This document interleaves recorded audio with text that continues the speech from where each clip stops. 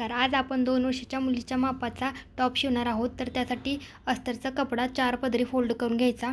त्यानंतर हाईट आपण 11 इंच घेणार आहोत आणि अर्धा इंच शिलाई मार्जिन घेणार आहोत.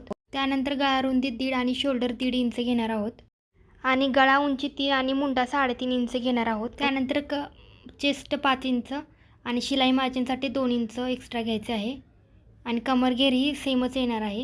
आर्महोलमध्ये 1 इंचाचे मार्किंग करून गोलाकार शेप द्यायचा आहे. त्यानंतर मार्क केलेला भाग कटिंग करून घ्यायचा.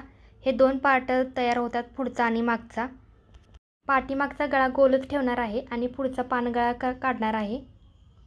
आता हा अस्तरचा भाग मेन फॅब्रिकवरती ठेवून कटिंग करून घ्यायचा. हा फक्त कटिंगचा व्हिडिओ होता. नेक्स्ट मी स्टिचिंगचा व्हिडिओ अपलोड करेन.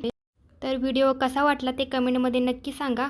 लाईक करा, शेअर करा आणि चॅनेलवर नवीन असाल तर सबस्क्राईब करा. थँक्यू.